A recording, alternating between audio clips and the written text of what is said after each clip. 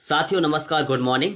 तो प्राथमिक शिक्षक प्रयोगशाला सहायक शिक्षक का जो रोस्टर डला हुआ था अपने पोर्टल पर अभी भी डला हुआ है, तो उसको लेकर पिटीशन लगाई गई थी 18 मार्च 2024 को। उसके बाद 2 महीने का टाइम था, वो पूरा हो चुका था और उसके बाद भी कोई रिस्पांस गवर्नमेंट की तरफ से प्रयोगशाला शिक्षक भर्ती को लेकर कोई अपडेट नहीं थी। तो साथियों ने फिर कंटेम्प्ट लगाया, तो उसकी है जो फाइनल, जो कि कंटेम्प्ट की सुनवाई सिर्फ एक सुनवाई होती है, तो वो फाइनली कल हो जाएगी। और 3 तारीख को यानी कल 3 जून को, और सीरियल नंबर है 55 पर। तो इसका मतलब है कि शिक्षा मंत्री जी ने भी कहा था कि आप अगर चाहते हैं कि कोई ऐसे मैटर है तो आप कोर्ट से लिखवा कर ले आइए, या कोर्ट से कोई ऐसा आदेश आ जाए कि इस भर्ती प्रक्रिया किया जाए तो हम करने को तैयार हैं।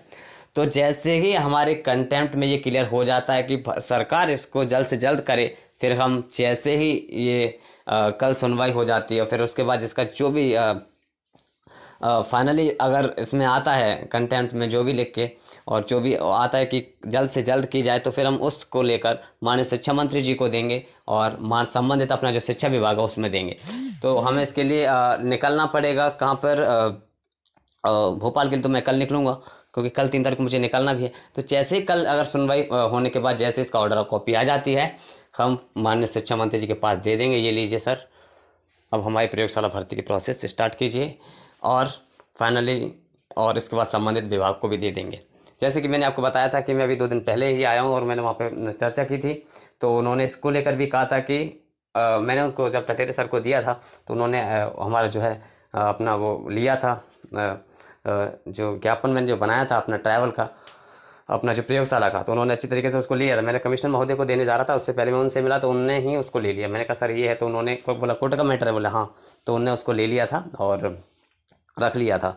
तो कहीं ना कहीं हमारे लिए बहुत अच्छी चीज़ है, और फाइनली ये कल हो जाए हमारे लिए, हमारा रास्ता साफ़ हो जाएगा। फिर उसके बाद फिर तो प्रोसेस करनी होगी। अगर फिर भी नहीं होती है तो मैंने आपको कहा कि 3-4 मुद्दे प्रमुख रूप से रखे गए हैं हमारे वर्ग 1 और 3 के साथ जो रहेंगे। पहला रहेगा कि ओबीसी के जितने अभ्यर्थी जिनके नियुक्ति पत्र रुके हैं, उन ओबीसी अभ्यर्थियों के उनको जारी किया जाए। साथ में जो भी चॉइस फिलिंग डॉक्यूमेंट वेरिफिकेशन जिन सभी अभ्यर्थियों को हो चुका है उनको किया जाए। साथ में प्रयोगशाला सहायक शिक्षक के जो 1696 पद है उनको भरा जाए, प्लस 525 पद जो पहली काउंसिल के बचे हुए थे, हमें उनको बिल्कुल नहीं छोड़ना है, वो वाले पदों को भी साथ में भरा जाए। और साथ में फर्जी दिव्यांगों की जगह जो वास्तविक दिव्यांग हैं जिनकी वैकेंसी खाली हो गई है, जो फर्जी दिव्यांग जो निकल चुके हैं, उनकी जगह वास्तविक दिव्यांग को भरा जाए।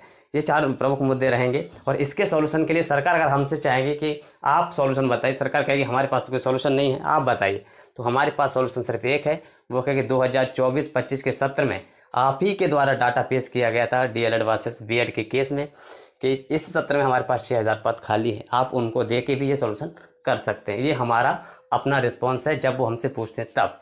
बट हमें नहीं पता आपको होल्ड कैसे क्लियर करना है, आपको चॉइस फिलिंग करवा चुके अभ्यर्थियों को कैसे अंदर करना है, आपको 1696 पदों की प्रोसेस तो आपको करनी ही है, क्योंकि माननीय हाईकोर्ट का भी आदेश है। और उसके बाद प्लस 525 पद भी नहीं छोड़ने हैं। और साथ में जो फर्जी दिव्यांग निकल चुके हैं, अभी काफ़ी आपने न्यूज़ में देखा होगा कि कभी यहाँ इतने निकले, वहाँ इतने निकले, कभी 45 निकले, कभी 100 निकले, तो जितने भी निकल चुके हैं उन सब की जगह वास्तविक दिव्यांग को जॉब दी जाए। तो साथियों हम बाकी प्लानिंग्स जो भी रहेगी हम कल निकलेंगे, तो परसों पहुंच के हम आपको बताएंगे, ठीक है। तो सबको प्लानिंग के बारे में आपको अवगत कराऊंगा, तो सबको थोड़ा सा ध्यान देना है, तन मन धन सबसे हम पूरी लगन से मेहनत करेंगे, और इस बार सिर्फ जीत हासिल करने की कर ही ठानेंगे, ठीक है साथियों। धन्यवाद, सभी को वीडियो शेयर